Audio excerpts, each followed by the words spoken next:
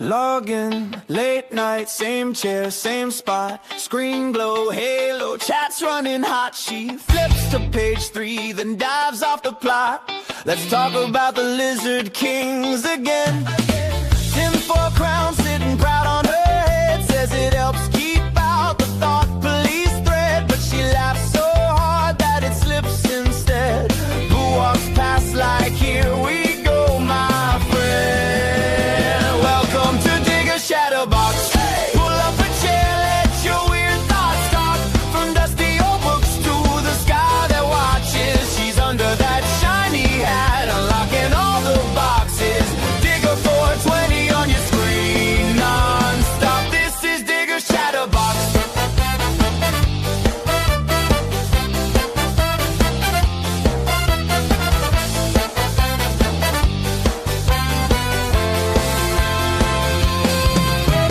Sweets is asleep on the unread stack. Camera zooms in, chats typing in caps. Show us the cover, what's that in the back? She grins, it's classified. Or maybe it's trash. She's got red string charts that we can't quite see. Swears the plot twist lives on page 203. Then she stops mid-rant. Did you hear that beep? It's just a follow ping, but we all lean in. Welcome to Digger Chatterbox. Pull up a chair, let your weird thoughts talk. From dusty old books to the sky that watches. She's under that shiny hat, unlocking all the boxes. Digger 420 on your screen, non-stop. This is Digger's Chatterbox.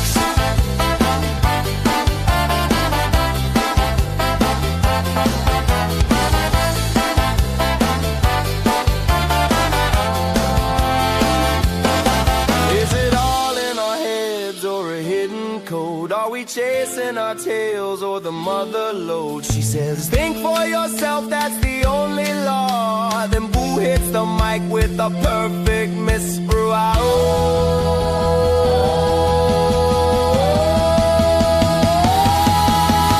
Welcome to Digger Chatterbox. Pull up a chair, let your weird thoughts talk. From dusty old books to the sky that watches. She's under that shiny hat, unlocking all the boxes. Digger 420 on your screen, non-stop. This is Digger Chatterbox.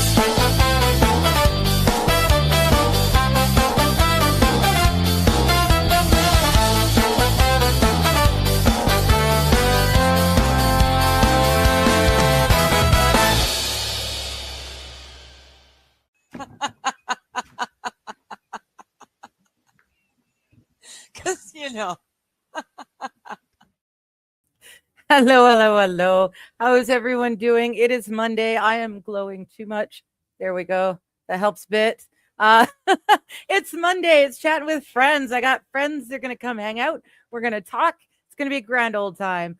Hello in the chats. Red Scoper, no. Officer Krupke didn't get me, even though I kind of doxed myself this morning because Johnny might have put the map on the screen, but I'm the one that sent the map to Johnny to put on the screen. So he didn't dox me. I did. Although I don't know if you've been paying attention at all this whole time. I'm sure I've dropped the name of the town that I live in. I've also said many times that I live like 45 minutes away from Kelowna, and that's basically only Vernon. So, I kind of doxed myself ages ago. But yeah, Officer Krupke didn't get me. He's, I'm assuming if he's an actual officer, he would be American. So he's got no ability to touch me as long as I'm here. So, we'll just go with that. I highly doubt he's going to travel all the way out here to get me. It's when I get traveling over to America, that's when I need to worry. But right now we're okay. Good to see you, Johnny Kramer. Miss Digger, Miss Digger, I'm listening. Good to know. And Special Emissary, hey, yo, how you doing? Good to see you too. So, oh shit, now I just did something. There we go. I'm clicking and spinning and stuff with my mouse, and I shouldn't be doing that, honestly. make sure that's good. That should be good. It is good now. Okay, good. I was afraid it hadn't actually gone live. So shit. Oh, and there's Fiery Red Podcast. Good to see you too. Off to the beach. Have a good stream. Enjoy, Fiery. You and Feisty have a good one. And I did love the I assume those were like coasters that you sent me a picture of. They were pretty cool. I showed them off to the neighbor. She thought they were pretty funny too. That you enjoy. Don't spend too much time out there. Don't get burnt. Otherwise you can't enjoy the rest of your time. So yeah, it's Monday. We are finally, they were soap bars. Soap bars. Okay, that makes sense because they were dirt. Okay, that makes more sense. Awesome.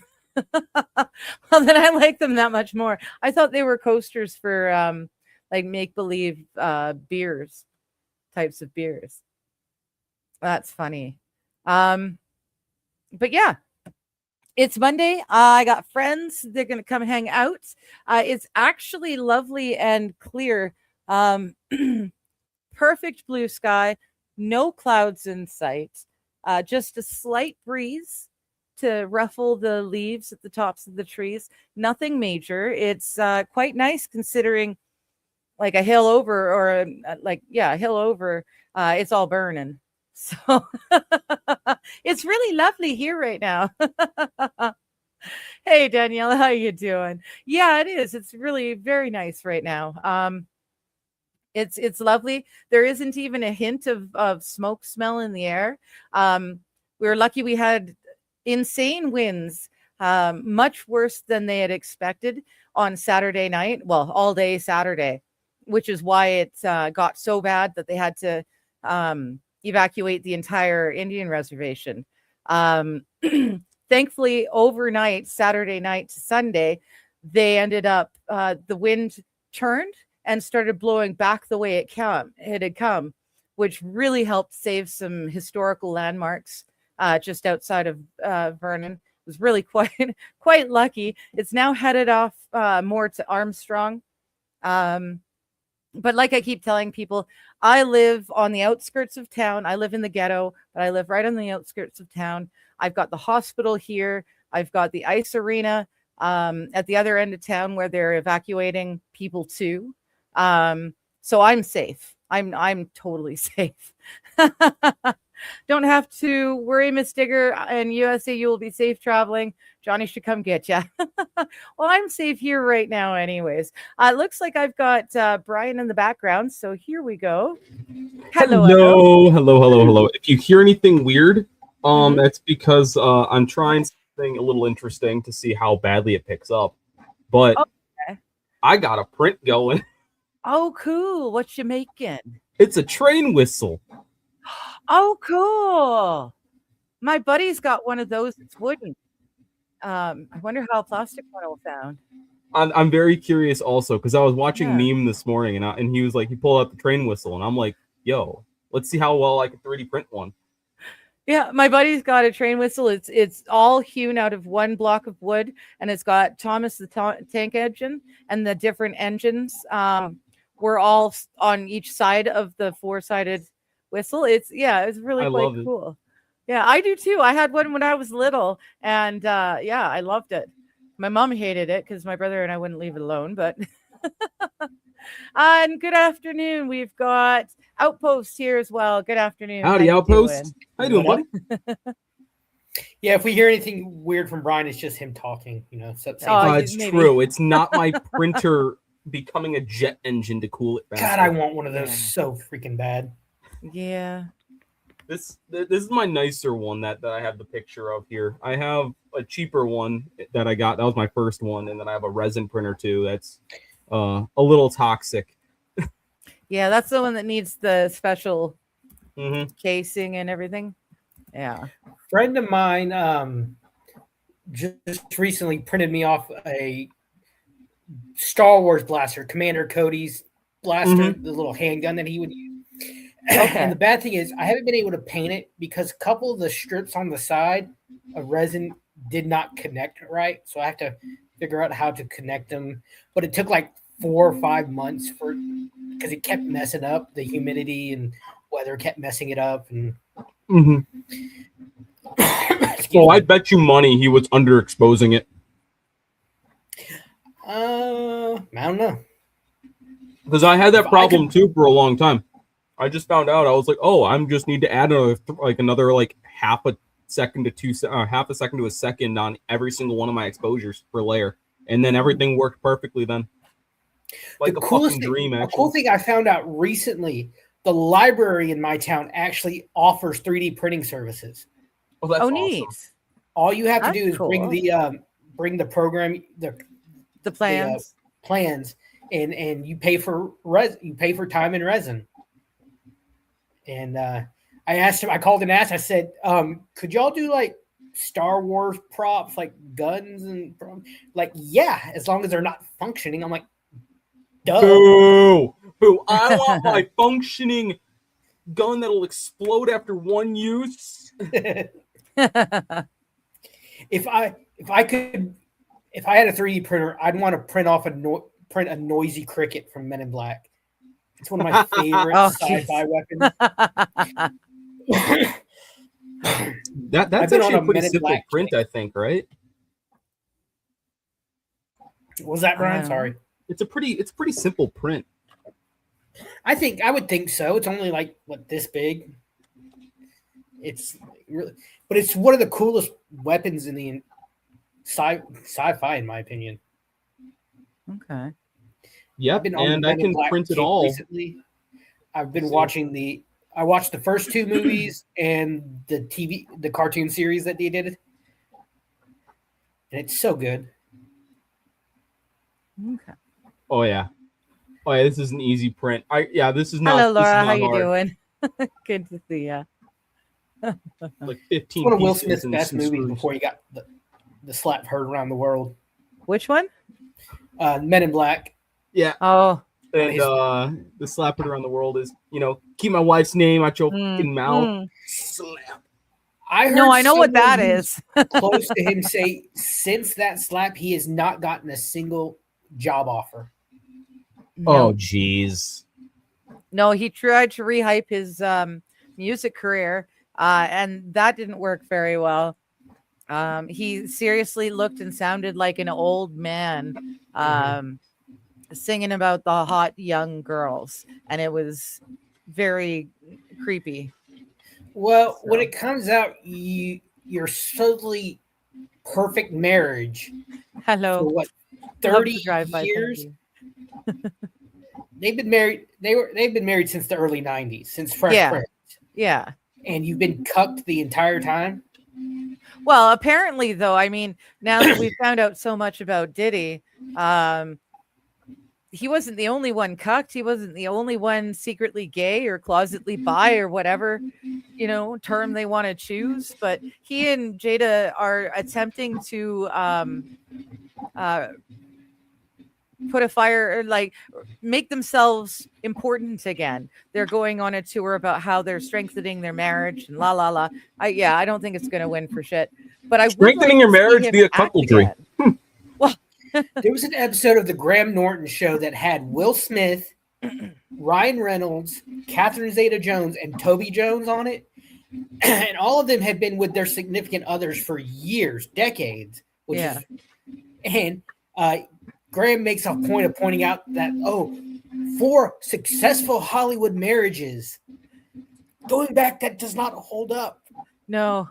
Well, most of them were okay, though, weren't they? Like Catherine Zeta-Jones is still with she's still Michael Douglas, even though he blamed her cunt for the reason he got throat cancer. And I thought, my God, way to throw your beautiful, amazing, talented, famous wife under the bus, But Toby she stuck Jones, with him through that. He was Dobby, the house elf, and he was Dr. Zola in the Captain America movie. At that point, he was married for like 5 years, but he'd been with his wife for like 25 years. They just kept putting off marriage.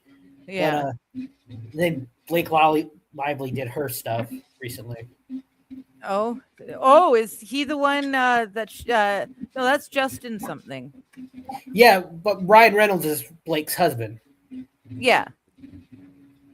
Oh, and he had, okay, I see what you're saying. He's catching a lot of flack over it too. Yeah. Oh, I know. I wouldn't be surprised if it turns out that they're divorcing. Honestly, he's going to have to save his career, and he is that kind of guy. He would definitely leave a wife to save his career. Well, the thing is, if you watch like the last 10, 15 of Ryan Reynolds movies, he's playing the same character over over again. No, everything he's ever been in, he's playing himself.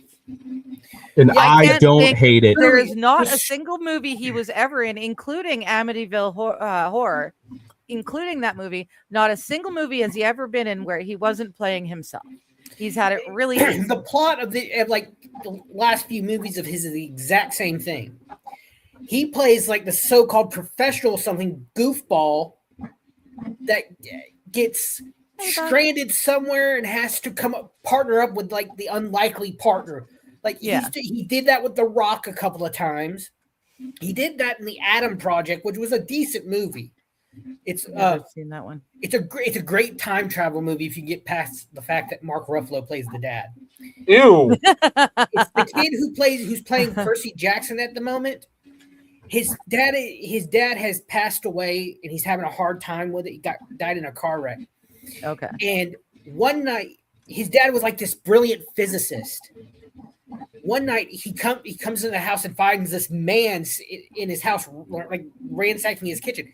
It's his future self from 15, 20 years in the future, who his father created without him, like secretly created time travel.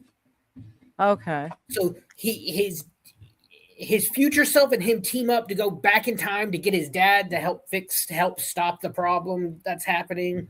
All right. It's a really great time travel. It's she was in 13 going on 30. She was Elektra in the Marvel movies. Jennifer Garner. Garner, yeah. She plays the mom. It's a really good movie. I highly recommend it. She's in Peppermint too, right? I'm not a horror movie fan, honestly. So no, Peppermint wasn't a horror movie. She was like because she was a superhero in Peppermint, because I kept cracking wise that if they do a crossover between her and the Punisher and they get together, you know how they blend the names, you know, like Benifer and stuff like that, they could be Punishment, because he's the Punisher and she's Peppermint. I love it. I actually like that a lot. I thought it was pretty witty myself. Thank you. I've never that's the smartest thing I've ever heard you say, Digger. Holy crap. Hey, yeah. You know what? I hold an opinion on something that a lot of people don't. I liked the Ben Affleck Daredevil movie. I liked it. I don't think I've seen it, honestly. Much better. Yeah, I liked the guy in the TV series. He played a really great Daredevil. I love the Punisher too. I didn't know that the Punisher existed until they started doing all of these TV series on. Oh, he's had Netflix movies since like the 90s. They've done Punisher. Well, no, movies. but one of them did a bunch of different superhero TV series. Maybe it was Netflix. They brought out Punisher, and I'd forgotten that he had existed. I'd seen the original movie. I hadn't Dolph Lundgren played the Punisher in one movie. You know? Who? Dolph Lundgren. Dolph Lundgren. Yeah, he was in the original. Then there's the guy, I cannot ever remember his name, but he was in the show Hung. He was in a zillion different things, but he was in the show Hung. And I just love him. He's a fun actor that we don't get to see very often. Ooh, he looks horrible. But the Punisher, bad right now. Thomas Jane is his name. Yes, Jane. That's it. Yes. He looks terrible. Maybe hopefully it's for a role. But yeah, the Punisher movies were great, but I didn't really remember them because they were, in the past enough that I didn't remember them at all. My favorite superhero has always been Batman, because other than the fact that he was lucky and he was absolutely filthy rich, other than that, he was a normal dude. No, so he's not. I'd argue with the fact that the claim that Batman's lucky. No. I never said he's lucky. No. I thought you said he's lucky and rich. No, he's filthy rich. I Oh, always I liked misheard. him because other than the fact that he had a shit ton of money, he was still just a human. He had lots of gadgets thanks to the money, but he's human. There's no superpowers. Well, he's also So- this brilliant detective, the master ninja, a forensic genius. A lot of people was like, "Oh, if you took all their gear, if you took Batman and Iron Man's gear away, Tony Stark would still win." No, he would not. No, because he depends on a whole suit. There's one of the Avenger cartoon series. There's a scene where Captain America actually boxes with Tony and kicks his ass. Well, yeah, because he relies on a whole robotic suit. He doesn't. Yeah. He doesn't actually know how to fight. You know who does know how to fight? Batman. He's not a tough guy. Well, But that's the thing Batman that knew how Captain to says. fight. He's like, Give you know, watching you in all these battles, I've come to one conclusion: you don't know how to fight. And he's like, oh, I can, because Tony. If you look at the Tony Stark character, especially in the MCU, every decision he makes, he learns from. Yes, but every time he tries to make something right, it ends up blowing back in people's faces. Not him. Ultron. He tried to help with Ultron. Look what happened with that. And then currently with he created Damage Control, which is the kind of overarching government agency in the Spider-Man movies. That basically they cleaned up New York after the Avengers movie. They did all the alien tech, and I watched the new Batman movie over the weekend. Loved it. You mean the new Spider-Man? You mean? Yes, Spider-Man. Brand new day. Loved it. Danielle's saying she just. I still haven't seen it, and I want really to, good. but I don't. Mr. Q gave it a 6 out of 10. Saint Caesar loved it. I give it like a B plus. The Spider-Man suit is amazing. It looks kind of like a brighter version of Tobey Maguire's. Okay. Okay. See, I was never a huge Spider-Man fan to start. And there's just been so many Spider-Man movies that I give it. It's the same with Superman. It's just been overdone. I just don't care. These are people who have superpowers thanks to something. It's, 6 or 7. 6, 7. Not including Spider-Verse. Not including Spider-Verse. Well, yeah, and there's a whole nother thing. Digger doesn't know about prep time. What do you mean about prep time? Talking about Batman. Oh, with the Batman. Okay. Well, yeah, but who's your favorite Batman, Digger? Do you have a favorite Batman? They would be tied between the old Adam West TV series because I just fucking love that. You like the Batusi, don't you? And then there was Michael Keaton, his Batman. I loved his Batman. I love them, but there's only one whose voice I hear when I'm reading the comics. Oh, that's Adam West for me. Hello, Johnny. How you doing? Johnny. Adam West for whose voice? What? If you think about hearing a voice for Batman, when you're reading the comics, whose voice do you hear when you're reading Batman? Well, I haven't. I'll be honest. Outside of Deadpool, I don't read comics. Oh, Deadpool's a good comic, though. I just have a bunch of Deadpool ones, but I always have them in like the book form. I don't even have them in like the comic book form. I have them in like the anthology put together omnibus form, or they're like a whole one-off story thing. They're all like big books.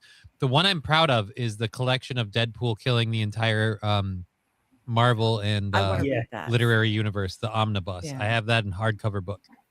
The voice I hear when I'm reading Batman is Kevin Conroy. All day, every day. The animated Batman, the animated series. Oh, right. Okay. I'm like, I don't know the name, but I forgot about the animated series. Yeah. I didn't watch it. Well, it's because you're so young. I've shown you all this. You missed the good That's stuff. why I bought this. Cool. It's the animated series. It's got my favorite villain, Harley Quinn, and Mr. Freeze. Mr. Freeze, I've had friends and I argue Mr. Freeze is not a villain. He is just someone trying to save his wife. I don't know enough to know. The thing with Batman villains, and they actually had a class on when I was at college that I did not get to take because it filled up so fast. It was called The Psychology of Batman, where the psychology professor, we read, I want to say The Dark Knight Rises they read. That was the actual textbook book was the comic. And they talked about because each villain is like a psychological disorder in Batman. They're not just straight, yeah, I'm bad kind of villain. But it's fascinating characters. What would the Riddler be? Riddler is OCD. Oh, I talked about this a few months ago with a friend. And we, I think Sandman is just incontinence. This is true. Making mud. Saint Aaron, I can't imagine Batman being voiced by Wallace Shawn. I had to look him up, but there's no way I could see him voicing Batman. He's always the sniveling, the sidekick or the bad guy. The Wallace Shawn. Here. I don't know. They had that one, vampire from Twilight play Batman too, and that shit was terrible. God, I hate that man. Yeah. The Riddler is an obsessive compulsive That's Wallace narcissist. Shawn. I know him. I can hear his voice in my head. He's the best Batman. Perfectly. He's the best Batman? I don't remember him ever being a Batman. That's what I'm saying. He's the best Batman. I love this guy. No, yeah, like Princess Bride, Clueless. He's done so many. Wallace Shawn has never played nasally. I know. He's not Batman. He is Batman. We're all Batman. What are you talking about? I don't understand, St. Aaron. I don't understand. He's not Batman. For me, inconceivable is what I will hear when we say when we say Wallace Shawn. Instantly in my head, I hear inconceivable every time. You keep using that word, but I don't think it means what you think it means. Yeah, I don't think it means what you think it means. Batman TV show had many actors that couldn't break away from that show. They never went on to be known for anything else. Okay. I vaguely remember the Batman TV, like the animated TV series, but I didn't really pay a whole lot of attention to it. Like I was aging out. Yeah, I was in elementary school and middle school when it was out. So yeah, I was graduating and starting, adulthood. I wasn't born. Braggart. Yeah, well. Sorry, some of us are immature over here. You're 3 years younger than me. It's not just much. Sperm. You were lucky if you were sperm yet, Brian. That doesn't have a long shelf life. Yeah. Complex bereavement disorder. But yeah, no, there's no way I'd ever see Wallace Shawn as a Batman. I could see him playing like Mr. Mxyzptlk. I can see him playing Penguin. I can see him playing Penguin. Yeah, Penguin. Yeah, good to see you, Mr. Q. How you doing? Yeah, I can totally, because he's got the high nasal, annoying nails on a chalkboard kind of voice. Would do a really good Penguin. What was his name? Played the Penguin in the Michael Keaton movie. Oh, that's Danny DeVito. Danny DeVito. Yeah, Danny DeVito. I liked his great in that role. I liked his Penguin. I really did. Well, that was probably one of my favorite Batman live action. Yeah, I think that's probably my favorite live action. It took me forever to watch Heath Ledger play the Joker. Watch that last movie because that role killed him. Yeah. Sadly. Yeah, no. I miss him. But no, Michael Keaton will always be my favorite live action Batman, other than the TV series with Adam West. He's pretty awesome. They did right before Adam West passed away. He did like 2 animated Batman straight to video DVDs.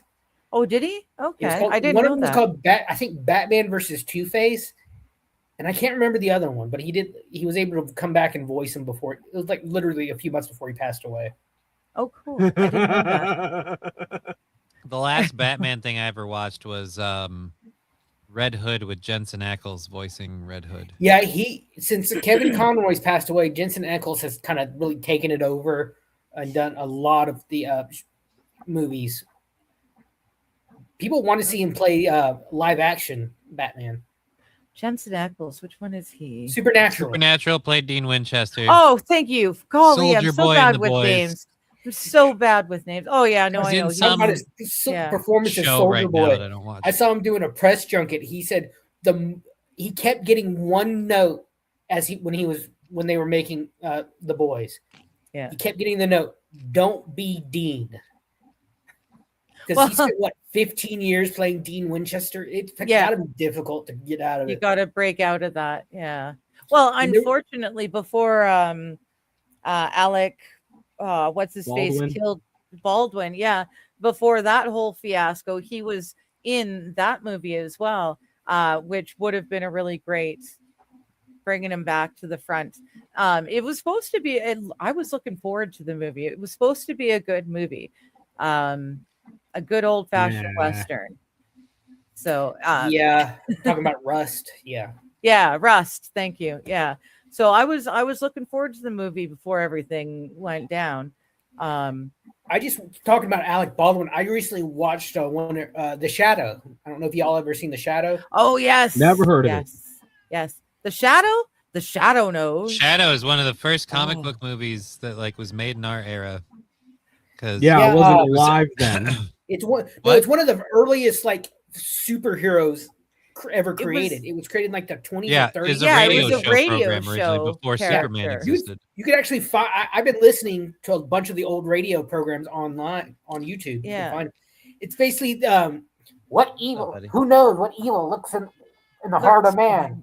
The Shadow knows. Brian, have you ever listened to any of the old radio shows? The only experience I have with old-timey radio bullshit is the Christmas Carol story. That's a good one.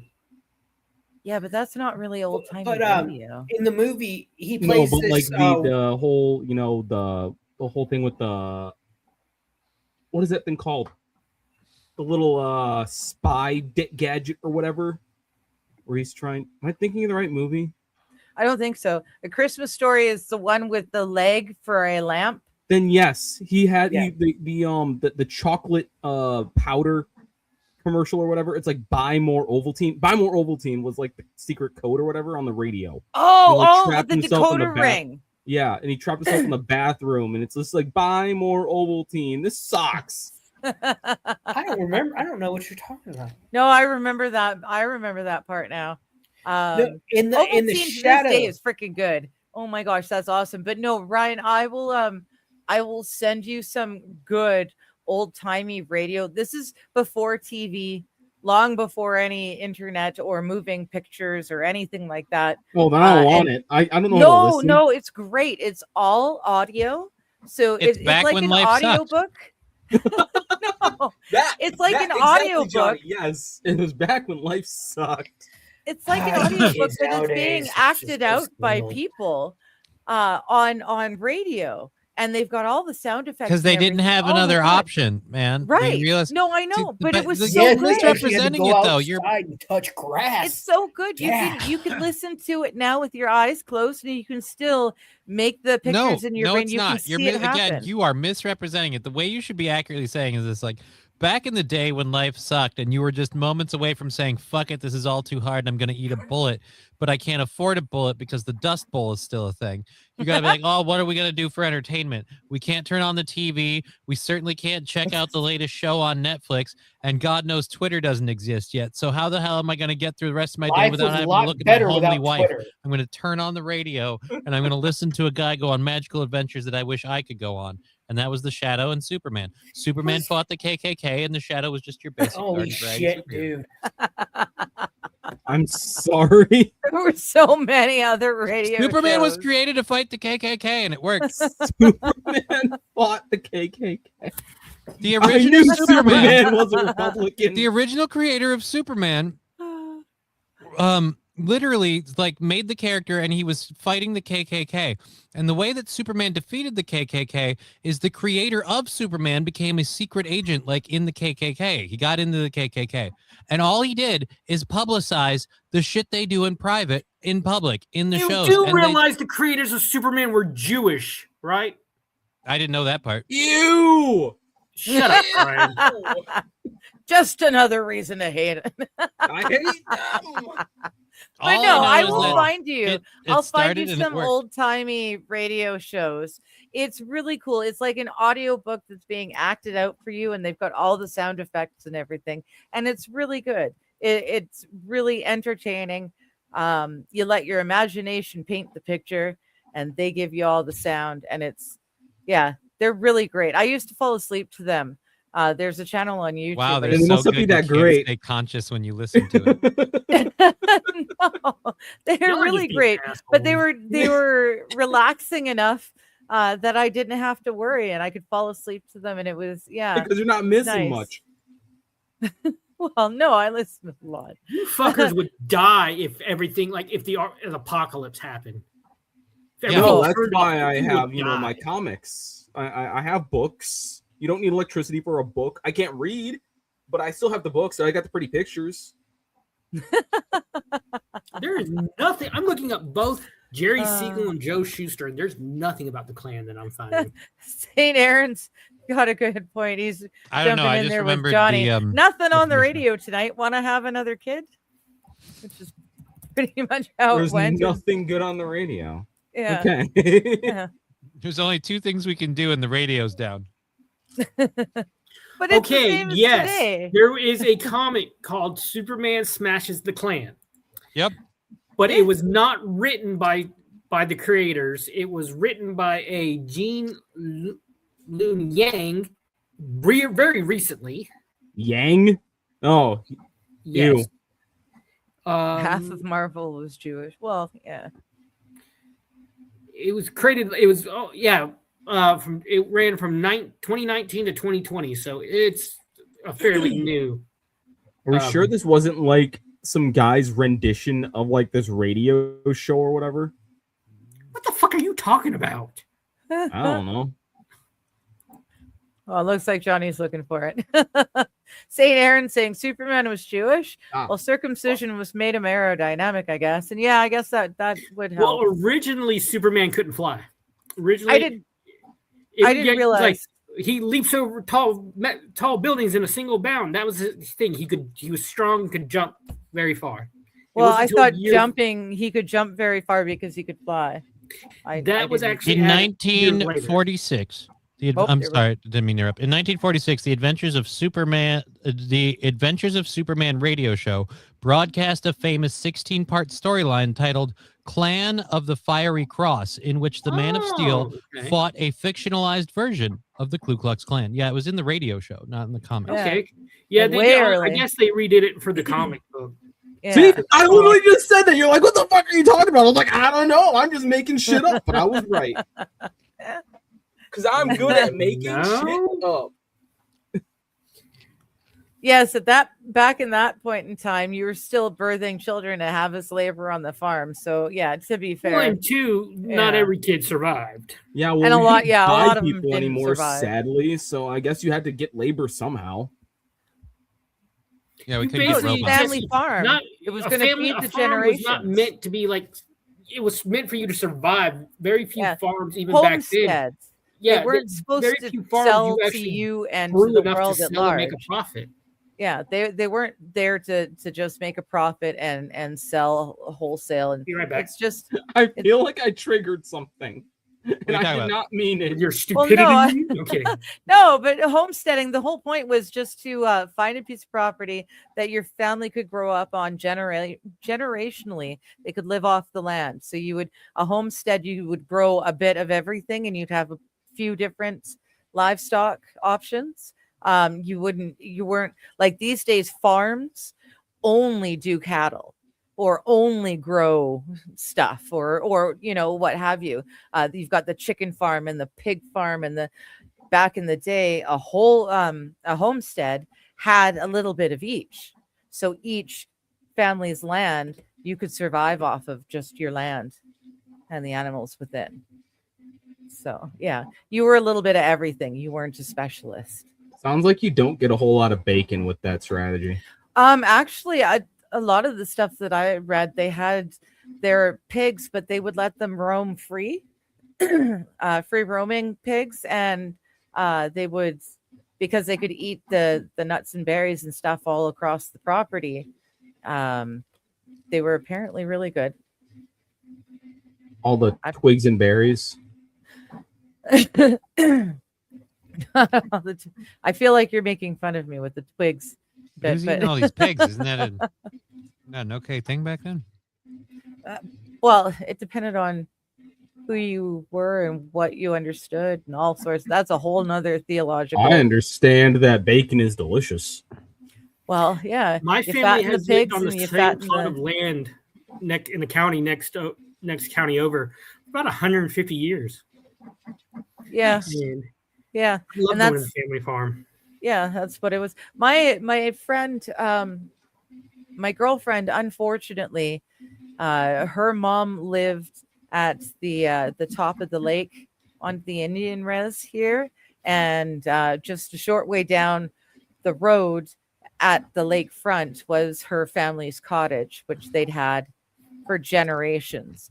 Unfortunately, due to the fires, they're not certain, but it seems most likely that both buildings have burned down. So the family cottage and her mother's home is just gone, and she can't go in. She doesn't get any not noise. She doesn't get any notifications. She doesn't know what's going on. She can't go back there right now because it's still dangerous. So there's just, and she's just one person.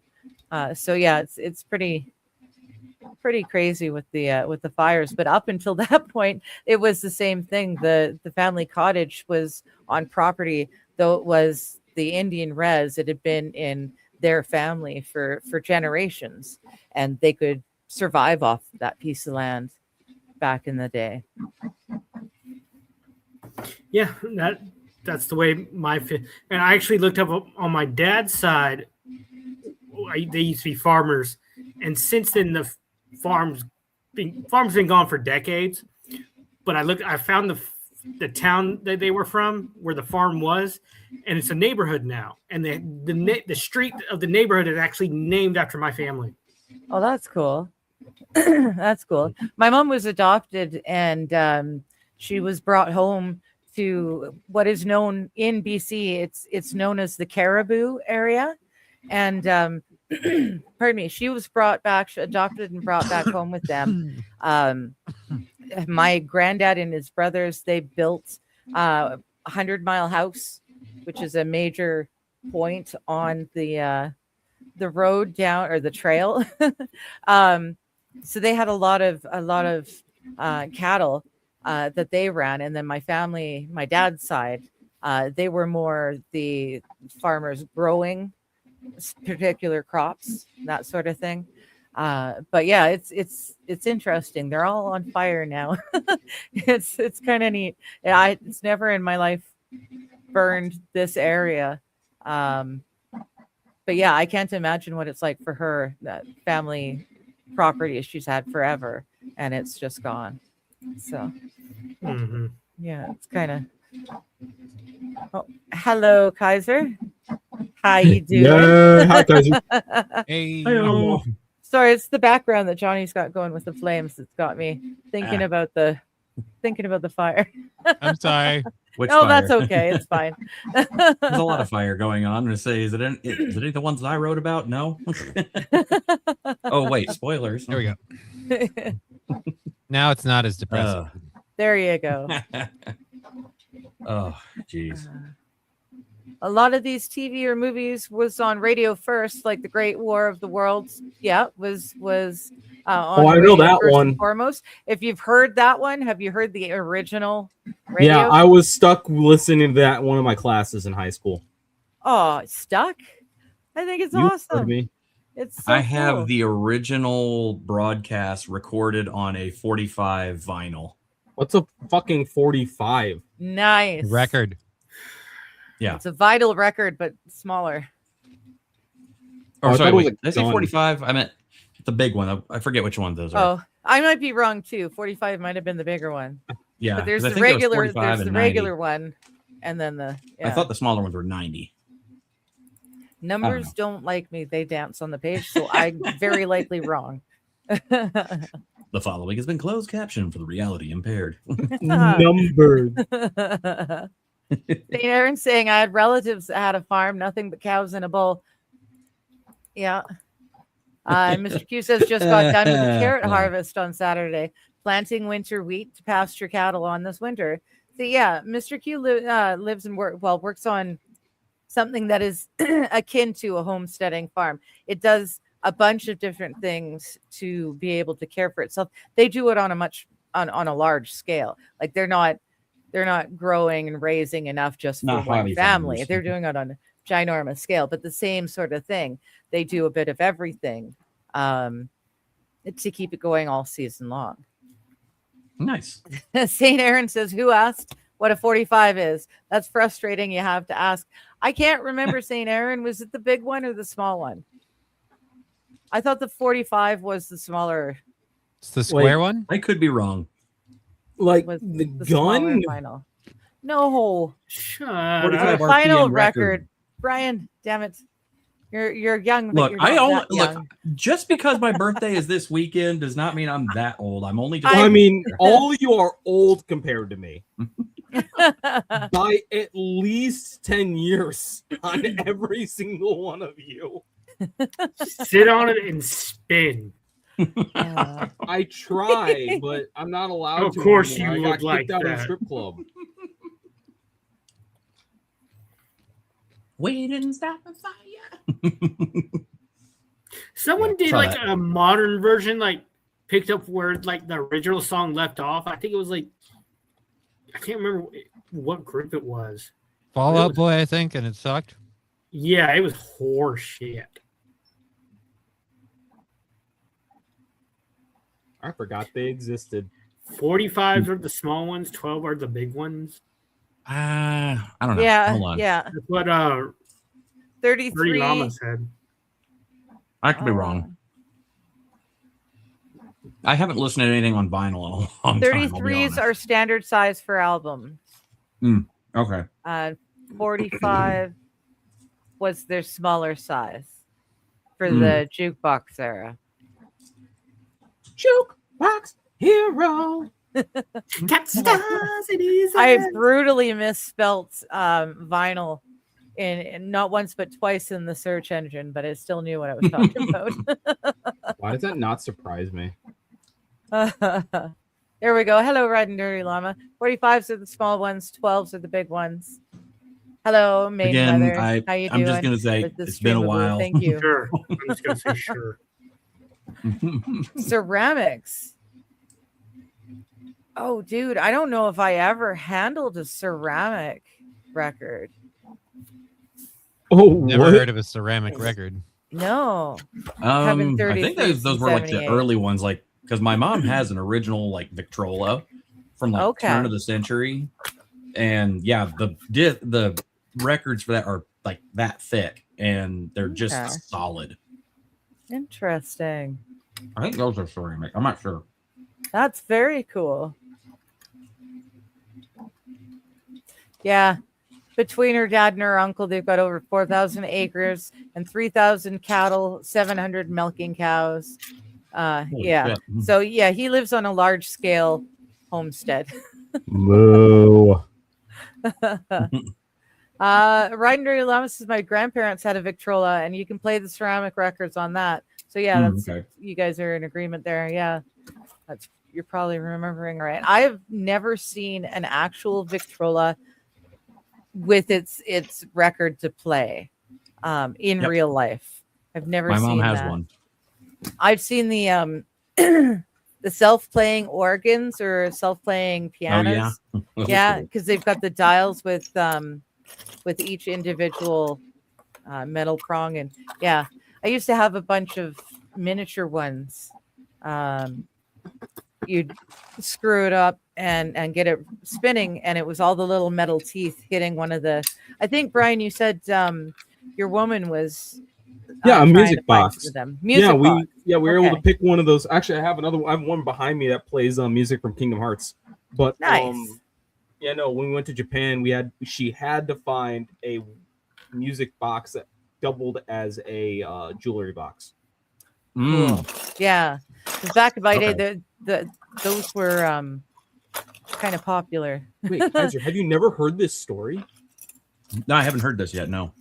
Okay, so here we are. We're in Osaka. We had just met up with Max or Josh? No, Josh the night before. And we were like just looking around trying to find the only music box store in all of Osaka. And we're like going through this, like, it looks like kind of like a small mall. Hi, Squab. It's in between two skyscrapers, and it's just like this smaller building. And while we're in there, it's like everything's closed except for like a couple of doctors' offices and like a like a tchotchke shop in the bottom. But like we had to go up 3 floors, and we're just walking through everything shuttered.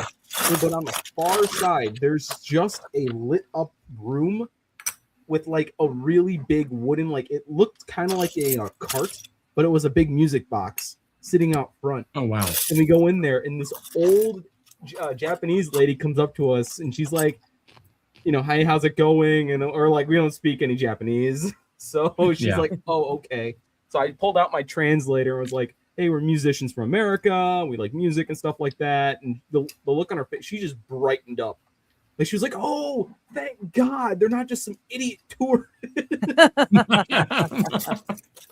And she was like wanting to show me all of these music boxes. If I knew the song, I would start singing along or whatever. And she was just having a great time showing me stuff while Rose was like looking for her music box that she wanted to get and stuff like that. Oh, that's awesome. That's cool. Yeah, I ended up getting my mom the When You Wish Upon a Star from Pinocchio. Oh, nice. And like cool. It has like a little like plaque on the front where it says like, you know, the name of the song, and then underneath it is the name of the song in Japanese. Oh, that's so cool. Both of it on there. And it's made in Japan. It's not like made in China, shipped to Japan. No, it's made in Japan. It's actually like authentically made. Yeah, that's awesome. That's cool. That was like that was one of the coolest stores we went to. But I'm so happy that Rosie was able to get her thing that she wanted, like more than anything else. Yeah, gotta make Mama happy. Exactly. When she's happy, I'm happy. If you know what I mean. Happy wife, happy life. Exactly. Pardon me for having my camera off. I'm eating dinner. No, you're good. I literally was doing that earlier. I just made my 3D print really big so that nobody could see me. Yeah. And so just grab Chick-fil-A on the way home. Like, yeah, that's what I had. Nice. Homophobic chicken. I love homophobic chicken. That's the best damn chicken ever. I've never had it. I never made it here. To change when you get to America. Yeah, I'm really most looking forward to a horchata. That's the thing that I'm most looking forward to. Never heard of it before I met Johnny, and yeah, it sounds like something I'm really gonna like. I won't shut up about it. Authentic horchata is amazing. Yep, it is delicious. I enjoy horchata. Yep. Never. I don't have a clue about it. Never had it. Never seen it. Yep. Hey, Outpost Merd.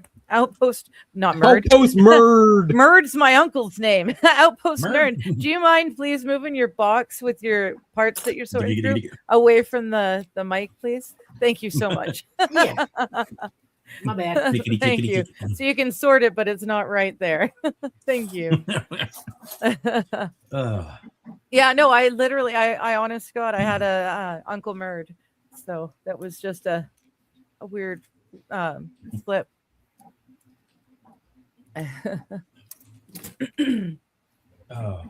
So what's everybody been up to? Not much. We got audited. You have to been up to something there, Digger, because you know the edits have slowed down. I know.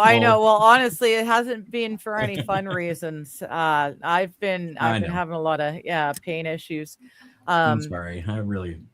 I know. I tried yesterday. I sat there and it took me forever to get through the one chapter. And I thought, you know what? I should not be slogging. It shouldn't be hard because I'm not going to be seeing or reading it right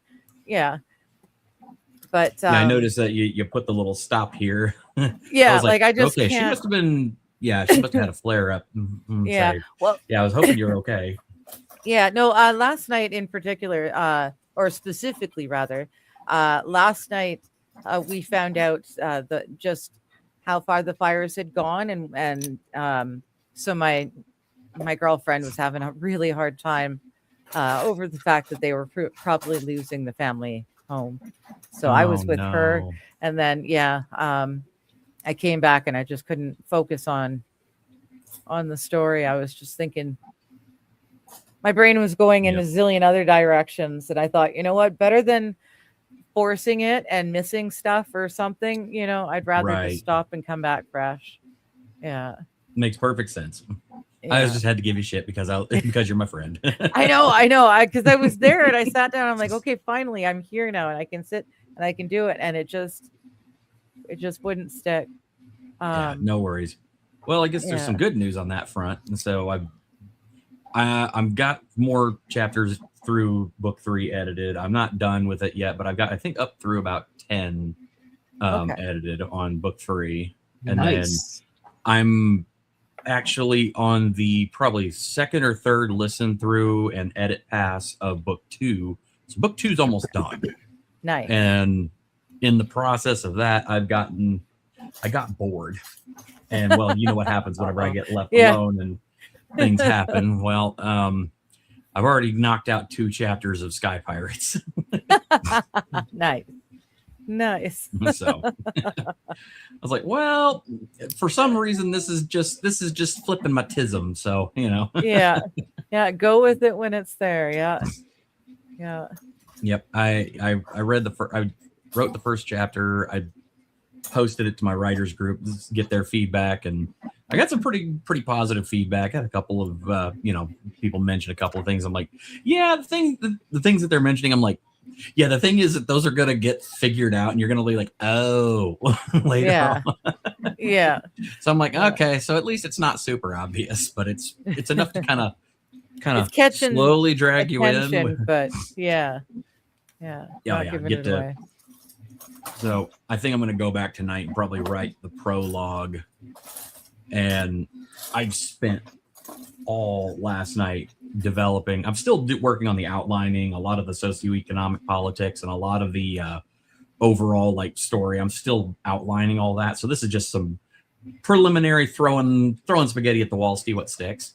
Yeah. But as it kind of stands, I sat down last night. I had my tism started, and then suddenly about 3 hours later I had done the complete cosmology, the cosmology, the lunar phases, which there are 6 moons, and then of course I also did the full calendar, which is a completely different calendar than what we're used to, date coded things, and started actually working up with the actual era and stuff. I'm like, yeah.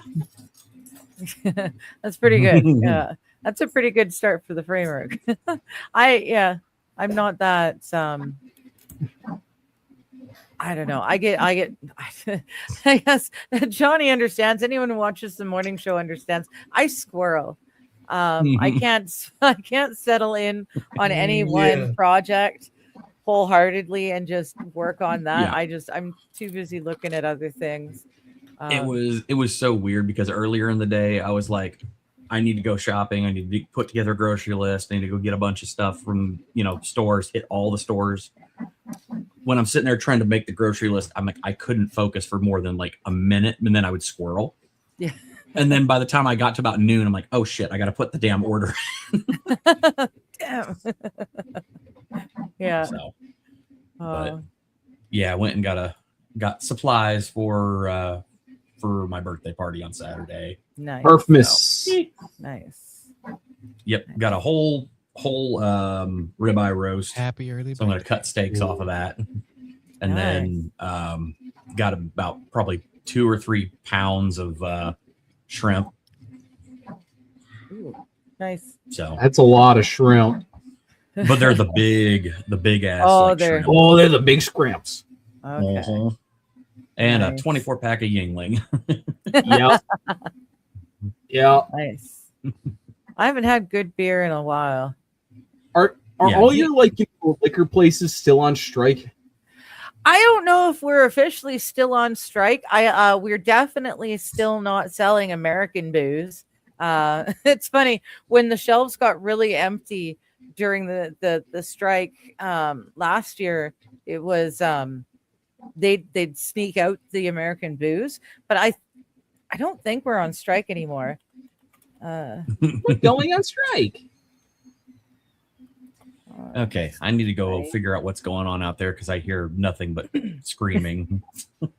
Oh, dude, we're still on strike. We'll see you in a minute, guys. Did you just look it up and it's literally said we're still on strike? All BC liquor and cannabis stores are currently on strike, affecting 77 stores and over 25,000 workers, including one of my brothers-in-law.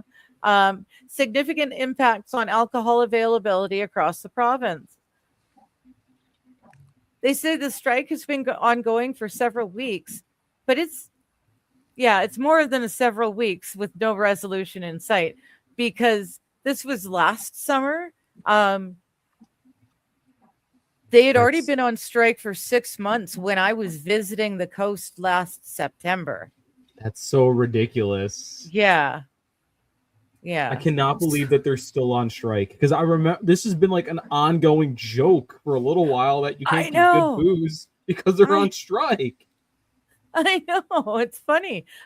They say alternatives for consumers. There's private liquor stores. There are privately owned liquor stores. But they get what do they? Their stock comes from the same place, and when the BC liquors store workers are not willing to load and unload stock onto the trucks and out of the warehouses and off to if there's no one to put the stuff onto the trucks can't go anywhere. So the private liquor stores don't actually have any more access to liquor than the provincial ones. That's really funny. I forgot. It's been so fucking long. I'd forgotten they were on strike. Did they go on strike because of the tariffs, or what's the deal? No, they went on strike before tariffs were an issue. That's assuming tariffs were an issue. Yeah. It affects all government-run liquor and cannabis stores. I didn't realize that it affected the cannabis stores as well, but I guess they'd unionize together. I guess that makes sense. Significantly limiting alcohol access. You can still purchase alcohol from private stores. I've never seen a grocery store that sells booze, and directly from producers. But then you have to pay the shipping and handling. I ordered 2 bottles of the Shackleton's whiskey a few years back. I had to special order them from a place in Alberta, and I paid almost as much shipping and handling as I did for the 2 bottles to have them shipped from Alberta to BC. There's a reason I still have both bottles even though they're empty, because gosh darn it, I paid for it. Right. It's on decor now. It's permanent part of the decor. But I can do that, but it's like I said, it's going to cost an arm and a leg to mail it. And the private run stores, of which there aren't a whole lot, that's what we would call the cold beer and wine. Cold beer and wine stores differ because, as you can hear in the name, it's sold cold. So it's already chilled, for which they can charge an arm and a leg extra. You can buy a 6-pack chilled at the cold beer and wine, or you can buy the same 6-pack from the liquor store. It's warm, but you're going to pay a couple bucks less. That's the major difference. It's one thing I do like about America. The price of beer is the same whether it's cold or warm. That's true. Yeah. No, we pay for the privilege of having it pre-chilled for us. That's dumb. That sounds very European. Right? It does. It's like, we're going to punish everyone that wants air conditioning and wants to not die during a heat wave. Yeah. Did you see? There was literally an article that said it was actually their fault that they're having such bad heat waves. because they were it was a peer-reviewed paper that basically said because they got rid of all the sulfides in the air, they're actually more prone to heat waves now. Oh, really? Yeah, Interesting. like, So they did it to themselves. They literally did it to themselves. It wasn't us having and they did it by trying to be more climate friendly. Yeah, exactly. Yeah. And it's so funny because they're literally sitting here blaming us for all of their problems and like, oh, the air quality is so bad because America. It's like, no, literally our carbon emissions have been trending down steadily like ever since the 1990s. And yet your guys is kind of staying steady. And then out in your east, India, China, all that shit, India, they're fucking going up. And they don't give a flying. You've shot yourself in the foot. The most recent, like in order, dirtiest countries, you don't get to any Western civilization till like the 120. Yeah, it's like ridiculously low on the list. Any Western country, we are. It's not us that are the problem. It's not the West. It's the Far East. It's the Far East. What's the price up in Canada for meat? They're probably higher than the U.S. I don't know how much it is for you kids for meat. Beef has gone through the roof, and it's ridiculous. Oh, yeah. It is cheaper for me to buy a steak that was flown over here from Australia than it is for me to buy a steak that was born, raised, and slaughtered right in my next door. It's ridiculous. They've made it. They're just killing the beef industry out here. They're trying very hard to kill it. Yeah, it's gotten to the point where my wife and I are sitting there talking with my parents. We're like, we can go down the road where we live to like an actual beef farm, and we can actually deal direct with the farmers. Yeah, and actually just buy like a half or a quarter steer, like right there. They do all the butchery, they do all the packaging, and then in some cases, if you buy enough, they literally give you a freezer with it. Oh, nice. And then if you buy if you buy like a full cow, I mean, they'll just give you a freezer. Yeah. Well, we that's one of the things. One of my buddies, a few of us, we all live in the same group in the same building. So one of my buddies just inherited another full size deep freeze. Nice. Which means that there's now enough deep freeze space amongst us that we can all go in on a half a cow and have storage for it, right? Because up until this point, a few of us only had our apartment sized freezer attached to the apartment sized fridge. Not going to happen. But now there's enough deep freezes that we can actually go in on a half a cow. And I'm looking forward to it. I'd much rather eat local meat than stuff that's been dyed to look fresh because it's been flown from across the world. Oh, it's not dyed. They just pump it full of CO2 and that makes it look all red again. Oh, okay. Yeah. Okay. Well, yeah. However they do it. I'd much rather buy local. So I'm looking forward to that. Should have a whole pig and a pineapple for your birthday. We did that before I understood or before it was made clear to me the whole pork thing. My youngest cousin got married, and at the they had the service, but a little while later they had a whole big party weekend camping get together, and they had a whole pig on a spike slowly roasting in a pit. And my amazing. Goodness, that was some good tasting meat. Holy cow. Man, I bet you miss bacon, huh? Well, I do. I know, it's a hardship for me. It's, if everything was easy, everyone would do it. But some of the things that God asks is really difficult. And it was very hard to give up pork. And to this day, I smell bacon and I start, my mouth waters, and I would love to have some. Have some, Digger. That is the one like religious tenet that I have. For the life of me, it doesn't matter how much people explain it, I will never understand. Yeah, no, I'm not knocking it. I'm just saying I just don't get it. You don't understand it, and that's fine. Yeah, he only holds you accountable for the laws that you knew about that you broke, as opposed to the laws you didn't know about. He's not going to punish you if you don't understand why pork doesn't work or isn't right. So yeah, I honestly I wish I had stayed. Oh shoot. Not naive or not innocent, ignorant. But ignorant. Yes, thank you. I wish I'd stayed ignorant about that subject. I really wish that wasn't one of the things that he really impressed upon me as being important, because I love bacon. Bacon is delicious. It is. I mean, I'm kind of on the mindset that, I mean, you know, Jesus died for our sins, and of course he's like, you know, hey, I've wiped the slate clean, we're good. You know, I'm kind of like, cool. All right. I'm good. I'm not going to go out and do anything too crazy, but I mean, you know, pork's back on the menu, boys. Content, guys. That's basically what you're saying. That's not it, but it's like, yeah. No, I know what you're saying.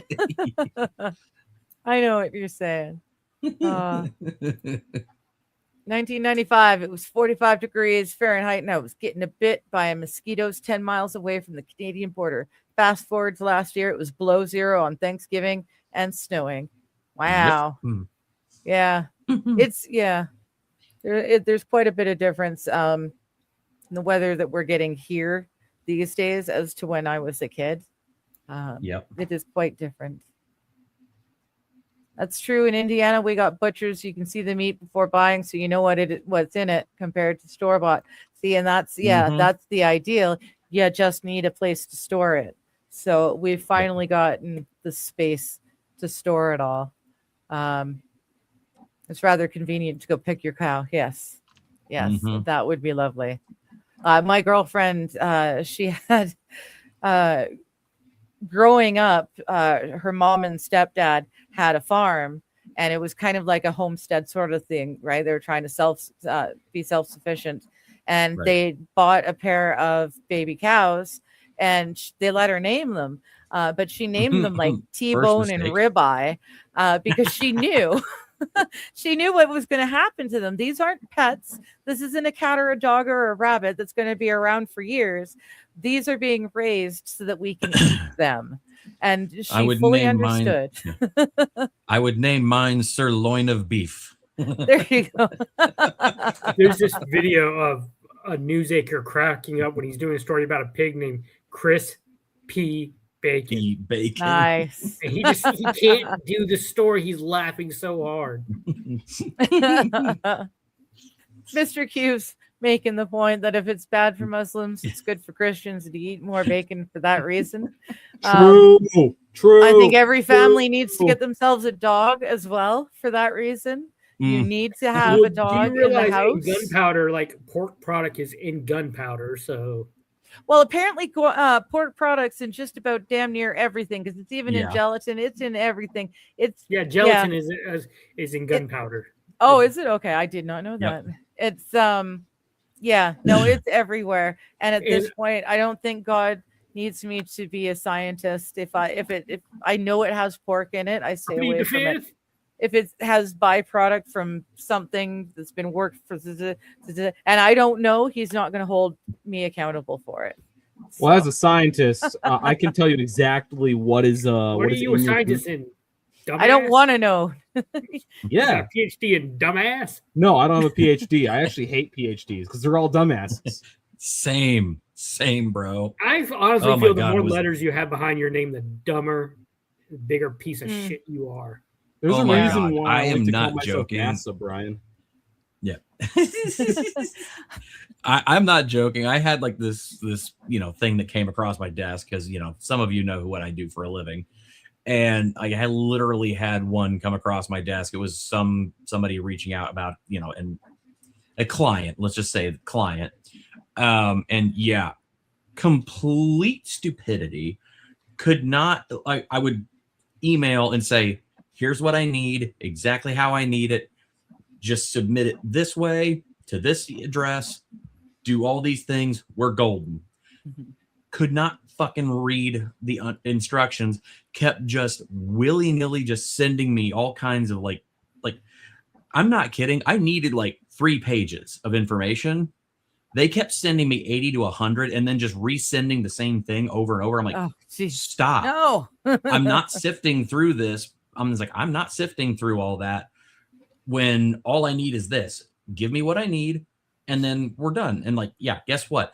Every email at the end of their name, fucking PhD of whatever the fuck. And I'm just like, how are you so you are so smug. And that was the other thing. They were really smug in their emails. Yep. They're just like, well, you should already have everything you need. Just give me my money. I'm like, first off, that's not how this works. Yeah. 2, how dare you? 3, you could take your PhD and shove it up your ass because, this bachelor's degree is sitting over here in judgment of you going, the rules say do this. If you don't do this, I don't give you money. Yeah. Because I have auditors that I have to be accountable to. And those people have law degrees. And those people are also accountants. And if I don't do my fucking job, I see the unemployment line. So guess what? Fuck you. I hate how people think that you have to break the rules because they want you to. I have had that happen to me a couple of times. Or they expect you to do all the extra work back just in 2018. Can't be bothered to do it for you. Oh my God. I shared before, we sold alcohol. No. And we were told card everyone. If a 90-year-old man comes in and wants some beer, card them all. Yep. And card this guy everybody started giving. He had to be in his 60s. I could tell he was old enough, but I had to card him. He started getting me a fit. I said, "Sir, you have 2 options. You can give me your ID and you can take this beer and go in your and enjoy your movie." Actually, I had 3. 2, you can just go back in and enjoy your movie. Or 3, you can leave. I have to do this, and I'm not going to break the rules for you. He fine, hands me his ID, and he takes his beer and goes in. The guy standing in line behind him comes up to me and said, "Son, you just did the right thing. I'm from corporate." Yeah. And I had that working in grocery stores. That would happen all the time. People would get bent out of shape.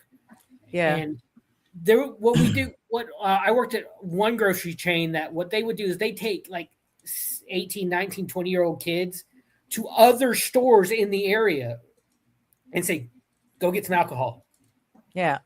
Yeah, we had a lot of those. Yeah, if you did not get asked for your ID, you go report it. Yeah, we had a lot of those for cigarettes. There were kids that I knew that actually got paid to go to the different corner stores to buy cigarettes and to bust them if they were selling to us young ones. Yep. The ones that I knew at least never went to try the ones that we went to buy cigarettes from. They always left those stores alone. It was the other stores they go to visit and test. It was quite nice.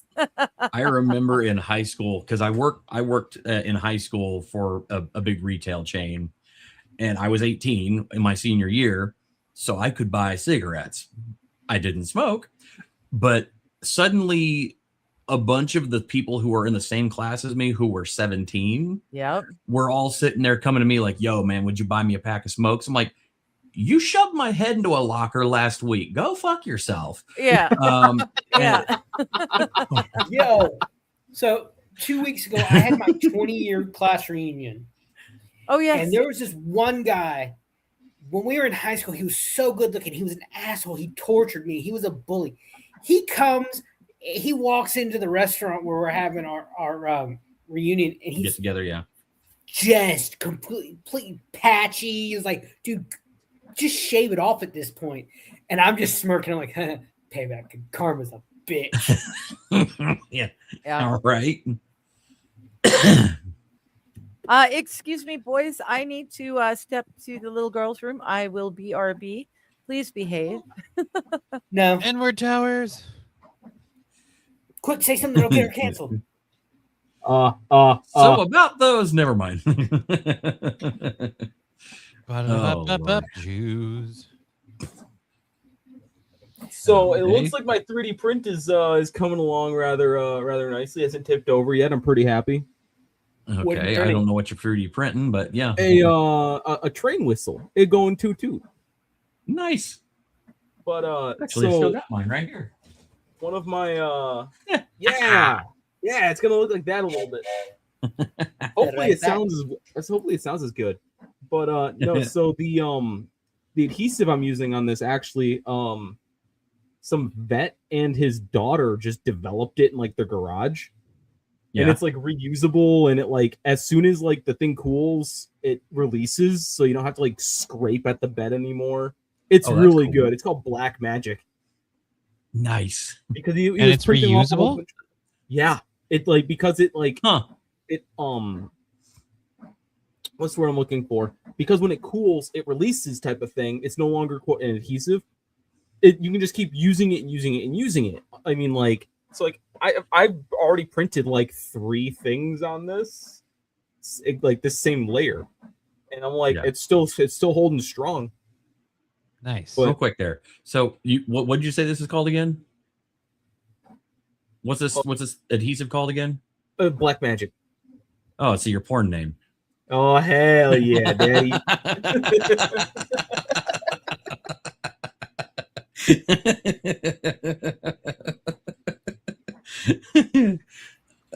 Just the joke was there. Low hanging fruit. Kind of like balls. God, I know. So like the guy and his daughter were like trying to 3D print like a whole bunch of golf stuff, and they were like, "This adhesive that we buy sucks. Let's make our own." And they did, and it works great. It's like, hey, try this out. Do they make I'm getting like filaments and stuff that are like clear? Yeah, make clear things. Okay. Yeah, they do. It kind of comes out a little opaque. Like technically, this is a clear filament here. Okay, that'd work. But this is the top for my Meridia's beacon, and I have like a little like sound thing in there. So when I press the button, it glows and just says, nice. "A new hand touches the beacon," as loud as humanly fucking possible. Oh, in Skyrim? Yep. Yeah. I've been playing Skyrim a lot recently for the first time, and I seen videos of that, and I actually found it on my playthrough a few days ago. I'm like, nope, not gonna touch that. A new hand touches the beacon. A friend of mine gave me her old Xbox One, and she got me Skyrim. So I'm like, hell yeah! So I've been playing the shit out of that. Nice. Yeah, you're not going to be able to have no idea what it is like. Just a video game. It's gonna suck. You're gonna want it because Meridia's like beacon is actually like a really fun quest. But you're not. I know exactly where it's at. Again. Oh, you do? Okay. God, I have not played. Yeah, I can go back and get it, but I saw it in a chest. I looted a chest, and I'm like, and I see it in the chest. I'm like, nope. It's so good.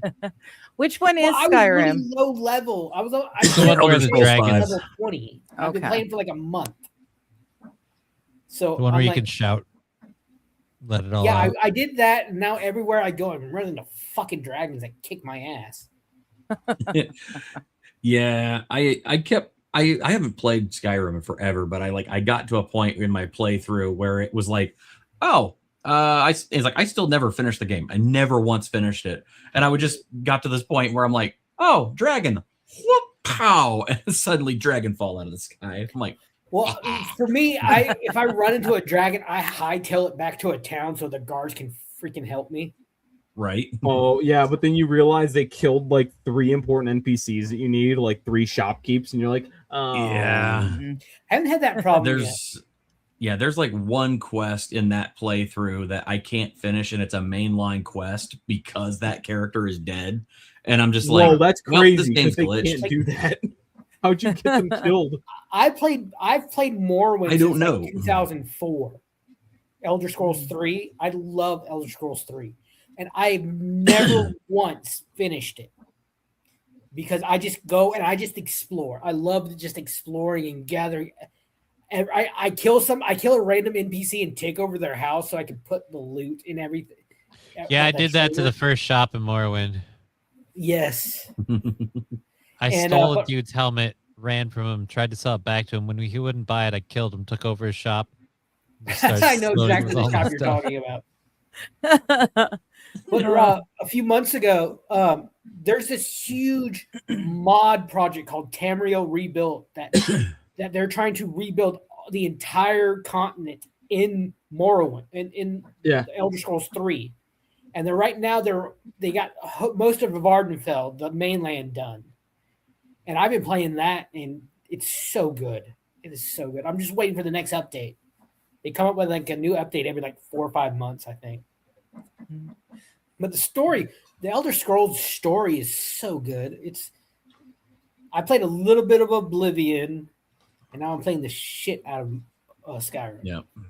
I have hundreds of hours in Skyrim. I had it on the PS3. Played that to no end. Oh, I love Skyrim. I mod the crap out of it now though. I cannot play it unmodded. I don't think you can. You mod it on Xbox? Technically yes, because they have like a mod store now. Oh, they have creation. Yeah, they have. Yeah. Well, no, they got the Creation Club, which is different, but you can just download regular mods too. I will need to do that because I saw one mod. It's a Dwemer horse you can make. I'm like, I want that mod so bad. Because I'm literally looking at my Steam right now. I'm like, okay, how many hours do I have logged in Skyrim? Oh, 332.5. I'm like, then I look over at my hours in Elite Dangerous, and I'm like, oh, that explains why. Yeah, 5,598 hours in Elite Dangerous. Okay. There's a lot of time in Elite Dangerous. The problem is that they've nerfed a bunch of the big money makers since the whole like Thargoid invasion thing. They've changed a whole bunch of things around, so the Robigo run is kind of not really worth as much anymore. Void Opals, which used to be the big meta, they're worth diddly squat shit. And then they got rid of the holiday thing that, where you can run wine and liquor to this one station at the top of the galaxy. The only way you can get there is by fleet carrier. They had a whole big thing about that because a bunch of people got together and they just parked their carriers there and they just only let their friends in. So these people were making billions in game and just, sitting on it, and nobody could get there all of a sudden. And then, some of the expansion things got changed around. So it suddenly went from being super easy to make a shitload of money, like billions in that game, to almost fucking impossible. And I'm sitting there like, oh, well, if you want to make money, you need to participate in community goals. And I'm like, fuck the community goals. I don't give a shit about the community goals because the community goals, one, they don't pay out for shit, really. They pay higher than average, but not as much as the old, things do. And everybody's fucking doing them. And then on top of that, they're usually stupid and boring, and they're tied to some storyline bullshit that I just don't care about. I want to be space Elon Musk. I want to, basically just make a shitload of money and then just build all the ships that I want. And then, they've changed so much with it. It's like, I can't keep up anymore. I played a game for like 15 years called Neverwinter. That Dungeons and Dragons movies is set in that city. And what they used to have is they had this special currency called astral diamonds, and if you when you run dungeons and kill bosses, you'd get epic gear that you could break down for astral diamonds, and you could buy perks like VIP perks, special gear. But then they did away with that. They did away with the complete astral diamond. Now you had to pay real world money for like the VIP perk, and they kept adding when a new story from Dungeons and Dragons would come out, they create a new expansion for this game, and it was the same grindy bullshit over and over and over, and I mean over and over. And I'm like, fuck it. I was one of the first players, and my guild was one of the biggest guilds, and I'm just like, I cannot stand this mind-numbing grind anymore. And I haven't played it in years. It could be worse. I mean, you could have, a game studio that completely fucks everything up, like, Halo Studios recently did. Oh, that game's so bad. Yeah. What? The latest Halo game sucked? No way. Oh my god. I'm not a gamer, and I am not surprised. Halo Studios had the easiest layup in history of just literally take the original Halo game and then really just make it look pretty and do nothing else to change it, and then bring back the classic multiplayer. That's all you had to do. But no, they're like, we're going to add 3 new missions in that make no fucking sense, and we're going to add in this insufferable lesbian bitch that is going to sit there and berate the Master Chief, like literally like the strongest fucking character in the whole fucking universe, and just like talk down and talk shit to him, and then give her some kind of epic death or something. And then they're going to nerf the exploration. They're going to completely fuck up the entire continuity of the games. They're going to change a whole bunch of shit around. It's like you had an easy layup and you fucked it up. Yeah. There's actually a scene with that character he's talking about. She's like, I don't like Spartans. I don't believe the propaganda. And then later on, she says, hey, Chief, that wasn't half bad. I'm starting to believe the propaganda. It's like, oh, you little... Yeah, it's like, you insufferable cunt. It's like, shut up. Yeah, she is the worst. And it was so funny because somebody figured out, something with the system.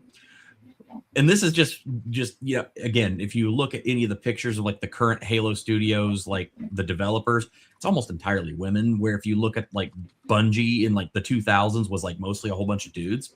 Yeah. And then they took the Pillar of Autumn, like the command bridge. Somebody figured out you could walk around the ship and shoot male NPCs and kill them instantly, one shot to the head, boom, and just murder them. But if you shot a female NPC, then they don't die, they're immortal, and then it immediately summons all of the other like Marines to come and kill you. Like if you kill Keys, Captain Keys, is that what it does? Keys or any of the other male bridge crew, you shoot them but in the head. Like, remember how in the die. original game, if you killed Captain Keys, everyone's like, "Oh my god, the Chiefs is going crazy, get him!" And they all like swarmed you. So yes, but it's like literally with any of the bridge crew, like but that's what I'm trying to ask. I'm saying, hold up. What I'm saying, if you shoot one of the female NPCs, all the female NPCs are immortal, but all the male NPCs are not. It just makes no fucking sense. Oh, so to answer the quick question that Johnny Kramer, the music movie guy, had asked, is it possible to 3D print a guitar parts or just the whole body of a guitar? You can. I don't, because it's hollow. You should be able to get some level of resonance on it. It might not sound that bad, but you'd have to print it in 2 parts. I literally just grabbed my tape measure to measure my bass that's next to me, and I would have to print it in 2. Unless I somehow angle it in a weird way, and a squared plus b squared equals c squared. I don't know how good of a sound you'd get out of a 3D printed body. Right. Right, and that's my biggest question would be because it's made out of plastic and not like wood of any kind. I think it's not going to resonate right. Yeah, and it's hollow, so it's not solid. Did you see that guy who recently built a guitar where the strings are actually suspended on 2 magnets that are pulling towards each other? Yes, I saw that, and it sounded it was a weird sound too. It sounded so weird, but then it's even more crazy because it's literally dangerous to play because eventually the strings snap because of the strain. Oh, and the pull force on those magnets is like enough to like break bones. Wow. I saw one that the only way you could describe it had 2 necks, and they spun around like the chamber of a revolver. Oh yeah. Oh yeah. The revolving. Yeah, I've seen a revolving bass. That's cool. The guy's like, I don't understand how this works. I don't get it. But I love strange instruments like that so much. Oh, Brian, you would love this. There's a guy I found. He's like I think Spanish or Italian guitarist, and he does like classical style guitar, like, and he literally commissioned a special guitar for $20,000. It has 3 necks. It is the bottom neck is a bass neck. It's reversed, so the frets are actually reversed, and it's fretless at the top. And then the second neck is actually like a 12 string, but it's also capoed at one point, and then the top is like kind of normal. And then he's got it set up in a special way, so the way he has to play it, he actually uses his elbow for percussion. The guitar is built for one song. And it's literally him doing a cover of Feel Good Inc. I love everything that I just heard, frankly. I will send you the link because it is unbelievably insane to watch. And you're just like, this guy has spent $20,000 to build a guitar that you could only play one song on. A single song, and it's Feel Good Inc. And it's Feel Good Inc. But you listen to him play it and you're like, okay, that's 20 grand well spent. Holy shit. Worth it. Yeah. Mm-hmm. That's funny. Mm. Where I'm going to find this. Yeah. Lucas Stricanoli. Yeah. I'm going to send you a link to this. It's fucking cool. Now I kind of want to try that 3D printing a guitar. I need to get some strings, but I think I can do it. For shits and giggles, I do it in carbon fiber. Well, that's Johnny Kramer's right there. So the printer needs to be bigger. And what if carbon fiber plastic was used? Does it need to be used with only their plastic? Or if so, if the printer is bigger, it's possible to maybe print full parts? Okay, so I can print with this one anything except for polypropylene at the moment because I don't have the bed that it gets print on. I don't have like a sheet for it for polypropylene because polypropylene only sticks to itself, and it's bullshit, and I hate it. There's no good glue for it. I have one for my other printer, but that's like half the size. It's way smaller. That would have to be like 4 pieces that I kind of shove together. But I do work with carbon fiber polypropylene all the time. So I could do that. I just have to get a different carbon fiber, or I could do wood fiber. They make wood fiber filaments too. It could be any filament as long as it's kind of consistent in size. It won't jam up or break. My machine, I mean, not the filament's gonna break no matter what. This stuff's not the strongest. But if I do like a really high amount of infill, I bet you I could, spend $40 a filament and make a pretty interesting guitar base. And now the neck and stuff like that's gonna be hard. Or you could just buy like a surplus neck or something. Yeah, just buy the neck. But if I'm gonna do this, I'd want to do the entire thing, Okay. Go full hog, yeah. Yeah, if I'm gonna, the only thing I wouldn't do it on is the tensioners for the strings. I'd have to get like the actual hardware for that. Yeah, get the actual keys. Yeah. Oh, but what it does allow me to do is make interesting shapes on the inside of the body. So making an acoustic and have like a weird shape on the inside to make the sound resonate different. Okay. That would be kind of interesting. If I make it in 2 pieces and I can pop them apart. Yeah. I feel like that would like break apart and the resonance would cause it to start wiggling and just go pop. But I want to try that now, actually. I need to. Now we've got you thinking. Oh, here we go. Hello, Max. How you doing? Hello. You survived your earthquakes of the season? Oh yeah, that's it's like almost a 2-hour flight from Tokyo, so we didn't even feel it. Yeah. You're lucky. It's like Florida. There's the right side and the wrong side of the island to live on. But they did have Kumamoto. It's down south in Kyushu. They had an earthquake 10 years ago in 2016. So, yeah, this one was there. I think there's a lot of news about this case about this 22-year-old woman. She was working for one of the stores inside the mall, and so they evacuated it. And about an hour after, everyone's out, and her company says, "Well, I think they said if you're allowed back in, then can you go back and secure the cash and put it in the safe?" And she did, except there was a gas explosion and she was killed. Oh, geez. Whoops, doodles. Oh, somebody's getting a liability claim. But it really depends on the context and how it was. If you had some asshole screaming like, "The money's the most important thing. Go back in there and secure the cash," you would have ordered her to her death. But if they said something kind of reasonable, they didn't think about it. Well, everyone's out. They're safe. It's an hour after. And they go, if you're allowed back in and people are going back in. Yeah. And could you do this? Yeah. Yeah. And reasonable. That in that context, it seems reasonable. I mean, people aren't thinking like, well, don't you know there could be a gas explosion? I don't think that was on the mind.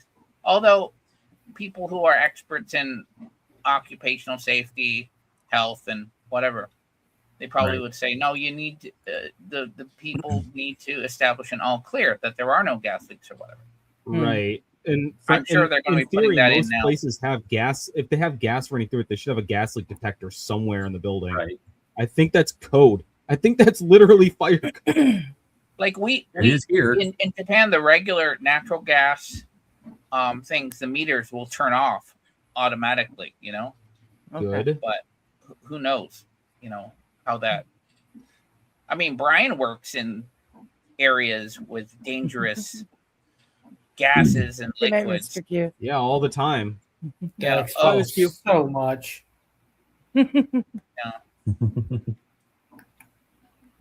But I mean, for us, we have detectors all over the damn place because the gases that we use, some of them can explode. So like liquid hydrogen and stuff like that. We have hydrogen detectors and stuff like that. Oh. So to what he's mentioning here at the bottom about the 3D printed houses, I literally watched I want one. Somebody did a little mini documentary on those and like why those haven't taken off. Turns out that Minnesota was a test bed for the 3D printed housing project. Okay. And lo and behold, the people who ran the fucking project weren't even in the fucking country. And they took all of this development money, like millions of dollars, and then never built anything. And then suddenly, just kind of closed their doors, shuttered the company, and then that's it, done. Classic Minnesota. The most classic Minnesota thing I've heard. Did it go to China? Like, this whole massive like conspiracy and like this whole big like legal case, but then they're also finding out that these 3D printed houses, because they print them completely in concrete, if they're because all the original testing was done in like Arizona. Well, guess what? If you print it in somewhere that's humid, the houses fall the fucking apart. They start finding out that they don't last in any kind of humidity, and then of course you have inconsistencies with the concrete. With the printing, you have problems with printing. There's so many like logistical hurdles. They're just like, this turned out to be a giant nothing burger. Yeah, and we spent hundreds of millions of dollars in development for this technology, and it completely failed. And a bunch of Minnesotans just got screwed out of a shitload of tax money. They should be used to it by now.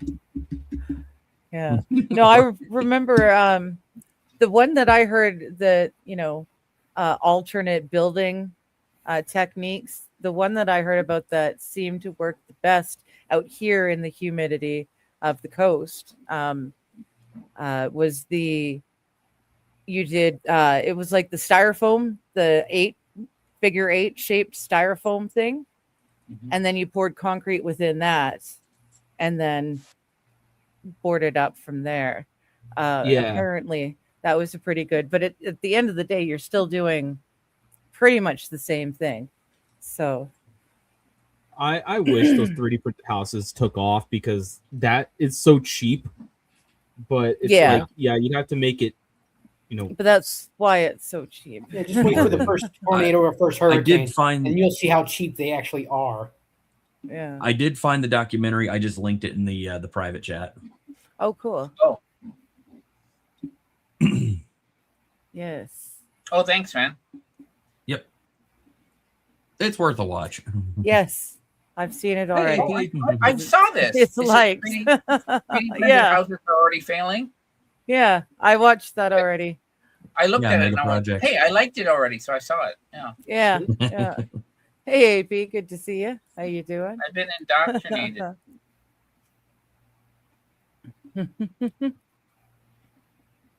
Yeah. Yeah. It's so technically on paper it's cheaper, but the problem is that they don't last. And then the other issue is that while you have less overall like waste from the construction process, most of your interior fixtures, a lot of your actual like the inside of the house, there's a lot of problems. Heating, insulation. There's also issues with you can't hang shit on the fucking walls. And then there's they actually found out that like while the construction cost itself is cheaper, the actual furnishing cost is significantly higher. So it actually doesn't it's actually help. More expensive to build use a 3D printed house than it is to actually build one from like regular materials. So yeah, giant fail. The wrong button. There we go. I can dream, Harold. Okay, Kumar. Yep. Say what he was talking about, mentioning modular homes. Yeah, that Indy is really big in the modular housing market. It's may or may not have had something to do in my past with taking down a manufactured housing company. Not saying anything. But you're not saying it. Hey, I'm sorry you're doing shitty today. That sucks. I'm glad you're here with us anyway. You're with us in spirit. Yeah. Good to see you. Okay. Hi, Johnny. Good to see you. Good to see you doing, Max? Man? It's been a little bit. I'm doing okay. Okay. I can't remember. Is your father still around? He was a goalie, right? Yeah, he's a goaltender. Wow. I was watching something on goalies, and then I thought, for some reason, in my brain, suddenly, Johnny's dad. I go, what's that? And I remembered, He tried out for the '88 Olympic team. I don't know how close he got to it. According to him, he was really close to it. But his big claim to fame is that he had a mask. Like he made his mask himself out of fiberglass. So like he kind of looked like a Temu Jason Voorhees every time he took the ice. So it was kind of terrifying. And then the scariest part is like he's playing with people wearing modern day equipment, and he's got a piece of gear from the 70s, and like he's still not getting out of the way. I saw him take a puck to the face, and it like hit under his eye, damn near detached his retina.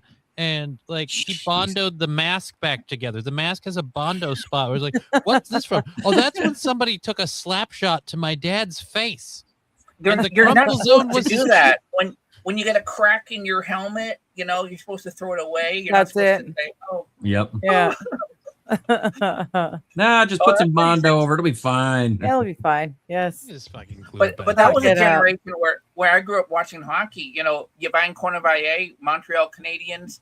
I don't think he wore shoulder pads. And Guy Lafleur. I mean, these guys didn't wear helmets, and no, that was tough. Yeah. They hit a lot harder too. They played a lot harder, a lot less rules. Did you ever see like simpler game? I think Fat Electrician did like an episode one time on like the US versus Russia, like what they called the Cold War on ice, where they literally had like one of America's like baddest like like freaking hockey teams take on like the ones in Russia, and we're like, they just absolutely bodied the Russians, beat the fuck out of them on the ice. And Russia was like, you guys play too rough. And we're like, well, sorry, we're not starving communists, but what do you want? Maybe feed your fucking players. How about that? Turns out you can throw some hips into the check when you get 3 square meals a day. It's weird. There was a Canadian one, Canadian in the Soviet Union in '87 in the World Junior Hockey. I think they had both teams fighting the whole surface, and the game never finished. I think. Yeah. No. I'm sidetracked here. Yeah. The bridge from Canada to US is open officially. It's open. And it's named the Gordie Howe Bridge. Gordie Howe is one of the great hockey players. I'm pretty certain I've met and got Gordie Howe's signature. I'd have to double check my stack of memorabilia, which is not worth anything except to me. Yeah, but I'm pretty sure. Yeah, I'm pretty sure I've got Gordie Howe because he did a hockey camp on the island that my brother attended. That's cool. So yeah. I've got a lot of really useless to anyone but myself paraphernalia, or sorry, what was that? I can't remember. Remembering things. Either which way, I've got a bunch of that stuff that isn't worth shit, but I love it, and I'm certain Gordie Howe's a part of it. The reason why I think it's Gordie Howe is because he is Canadian, but he played for the Detroit, the Red Wings for 25 years, and then the Hartford Whalers. So he played for, and he passed away like 10 years ago in Ohio. So his whole hockey career was for U.S. NHL teams. Mm-hmm. Oh yeah. Well, again, that a lot of times that's the case with even Canadian players. Is the bulk of their career is with an American team because they can afford to play or to pay the talent. Right. So they play on Canadian teams until they're good enough, and then once they're good enough, they get bought out by American teams and go on to win cups. We did really good in Vancouver. We brought up a whole bunch of really great hockey players that proceeded to win a bunch of shit once they left the team. Yeah, thanks for your players, by the way. Pardon? Yeah. Thanks for your players. Been in with house. We had a few. We've had a few really good players that stuck around, but most of them end up going to America. Oh yeah, them rascally they're Americans, just buying up all the things, buying up all the talent, Well, yeah, I mean it's because we got money, unlike you people, right? I don't blame them. there was a point though, like if it was in the 70s, 80s, maybe until the 80s, the Montreal Canadiens were really good. And these guys. The Edmonton Oilers did the whole 80s. Yeah. The Edmonton Oilers were the dream team for most of the 80s. Yeah. They won, 4, maybe 5 cups, if I remember right. Yeah. We used to keep them here, but yeah. Then you guys started having the money. Montreal also had a baseball team. They had a baseball team, but they couldn't bring in. I mean, you can't really, unless you have an indoor stadium, you can't play half the year, And I heard they were trying to run. I think what the Expos became the Nationals down in Washington D.C. Is that right? The Expos. I'm not sure. I know the Expos were one of my mom's friends' favorites. But yeah, I'm not sure. My mom always loved the Toronto Blue Jays, and they're one of the few that stuck. Baseball teams that have stuck in Canada. yeah, it's again, yeah, baseball didn't really stick around for long term, I guess. Baseball's huge in Max's area. Oh, yeah, I know. Oh, yeah.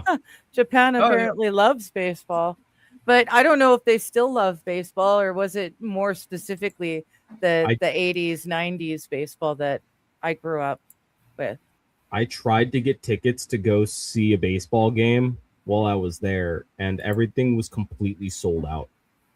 Okay, so even nowadays, like modern games are very popular. That's interesting. Yeah, it was ridiculous. Oh yeah, baseball's big in Japan, and now they watch both MLB. Like for the past, I don't know, 15 years, once every few years, the MLB will pick two teams to do an opens their first game in Tokyo. So 2008, you had the Red Sox and the Oakland A's. And then 2012, you had wow, who was it? It was maybe the Oakland A's and was it Seattle? It was Seattle. Oh, the Mariners. Who was there? Yeah. I've got a Mariners stuffed Mariners moose to this day. It's a Mariner. I hope I'm not wrong. Yeah. And sorry, Max, you had mentioned another team, and I was thinking Orioles, but you had mentioned a different team. So my mistake. Baseball team. The Orioles haven't played an open, except for there was back a long time ago. There was All Stars and stuff like that. It was the Mariners and the Oakland A's. Yeah, Billy Beane. Okay. Yeah. I met him actually, and I saw him in 2008 because one of the things, if you watch Michael Lewis's the Moneyball, the game, as a general manager of the Oakland A's, he doesn't watch his own games. He's not the manager; he's the general manager, but he just doesn't want to. But he's in Tokyo, Japan. So where the hell is he going to run to? So I found him on the third deck, upper deck, because my friend told me. Like, he's walking around, it's a white guy and he's recognizable. And so I had my kid with him, and my kid is new to baseball, and he goes, "Can you sign my ball?" And he looked really amused. Like, general managers generally don't sign balls, but he signed the ball. Yeah. And I saw him 4 years later in 2012, and I said, "God damn, they made a movie featuring you by Brad Pitt." And I said, "With my luck, look at me, long duck dong." And he laughed. He got the reference too. That's awesome. It was really cool. Yeah. Yeah, it's interesting just how big baseball is in Japan. Right. Yeah. The things that stick. Well, so Japan was, I can't remember, it was the 1800s. You had expat communities, diplomats and traders and stuff like that. And they had their own baseball, maybe Yokohama club, athletic club and things like that. But they wouldn't play with non-white teams. Okay. So you have your little own bubble. Yeah. And I think there was a team from, it was like the old Tokyo Imperial University. There was a Tokyo team. And of course, the very, very first game, I think the Japanese lost. But so for a year or so, they trained like it was war. Like, it's like until you piss blood, basically, you just, you fucking die. And it was so brutal, and they actually beat the foreign team. And so that ingrained in this Japanese thing. This baseball is like, you have to treat it, it's like war. Yeah. And that's why I think the typically even now the model for a lot of the high school kids baseball, they're really brutal. That's going away because some guys eventually get charged. There are rules against corporal punishment, but that's not uncommon. It wasn't uncommon. Yeah. In Major League Baseball, I think it's been within the past year. I think it might have started this season. There's a new rule that a team has 3 challenges to a umpire's call a game. And what you do is if you think the call is wrong, you have to the batter has to tap their head within 5 seconds. What they're doing is the umpires, and they use AI, they review it with using AI to determine if it was the call was correct or not. What the umpires are doing to get around that, to stop that from happening, is ignoring the batters when they call a challenge. I didn't see it, sort of thing. Okay. And they're getting, and players and teams are getting pissed because some of it's blatantly obvious, even before the call, that they screwed up. It's like, thank God Joe West and Angel Hernandez are gone. Those two fuckers were the worst. Angel Hernandez was the umpire that sued MLB a few years ago because he wasn't being given any playoff games. It's like, dude, you're one of the worst, and his stats showed that he was one of the worst. I remember him. Umpires. When you start knowing the names of the umpires, they've fucked up because they've made themselves part of the game. Right? Yeah, that's true. And Joe West, he was a kind of a big guy. He literally threw a manager to the ground one time. I'm like, dude, I would have taken a bat to your fucking head if you had done that to me. And you're saying nobody remembers a good Chicago too. I would have gone all Chicago on him, yeah. Yep. Well, this Johnny guy in the chat's also from Chicago, apparently. Oh, and he lives in Indiana now, so yes. We got another one. Yeah, unless umpire mess ups are part of the game to a certain extent, yes. And I don't mind a video replay, but when you've got AI helping to see, yeah, we're getting a little too. No. Pretty soon, I've never seen an organization like the Major League Baseball's Umpire Association do as much as they can to make themselves be replaced by AI. By machines. Oh. They are doing everything they can to make people make it happen. Okay. Yeah. My print is almost done, by the way. Yay! I wanted to have an almost 2-hour print, as close to 2 hours as I possibly could, because I know we always go a little bit over. Yeah. So I was like, it's a whistle. It's a train whistle, kind of like the one that Josh has. Oh, this one? Close. Mine's similar to that. Okay, that's plastic as well? Yeah, it's 3D printed. BP, BP Custom Creations made it. Yeah. Yeah, BP's awesome. It has a hole here. Yeah, I'm a little worried about some of these imperfections in the outside of it that I can see, but you guys can't because it's too small on that screen. But because mine aren't square, they're hexagons. So yeah, we'll see. We'll see how this fancy works. Over here. I know, right? I got extra sides, and you know what they say about extra sides. They make you fat as fuck. Fat as fuck. Ask me how I know. I've only ever seen train whistles made out of wood. I didn't think that you could actually 3D print one that would be close to if you make it more like a tube, Brian, it's gonna look more lifelike. Oh, also mine's longer. You know what I mean? Yeah. Yes, we know, Brian. You're black. Fine. Wishes. The layers of the 3D printing are real for her pleasure. When you go through TSA and they ask you what it is, and you say, "No, you put it in your mouth and you just blow," they're going to stop you right there. Oh my goodness! Well, God damn it! It's hot. It's hot, yeah. It's only just stopped printing. I was just handling a 70-degree fucking metal plate. Celsius, 70 degrees Celsius. Oof. What's that in American? Also, it's not that much bigger than yours, actually. It's kind of small. Oh, that's how hot my chip is right now, according to my laptop. Yeah, 71. It made a clear sound anyway. I heard a tone, not quite the 4. Yeah. Nope. I'll have to borrow my buddy's wooden one for next time. You mean like this? Yeah. Yeah. Oh, Yes. It sucks. Boo! This one's terrible.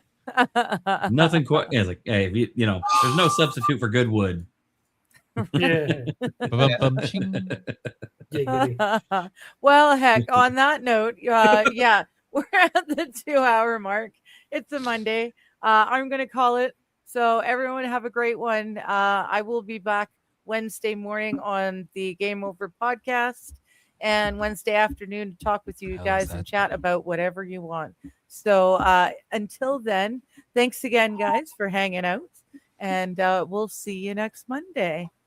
Okay, I love you. Bye-bye. Bye. Later. Did you hit the button? I did. No, you know what it is? No, it's Login, late night, same chair, same spot. Screen glow, halo, chat's running hot. She flips to page 3, then dives off the plot. Let's talk about the Lizard Kings again. 10 for crowns.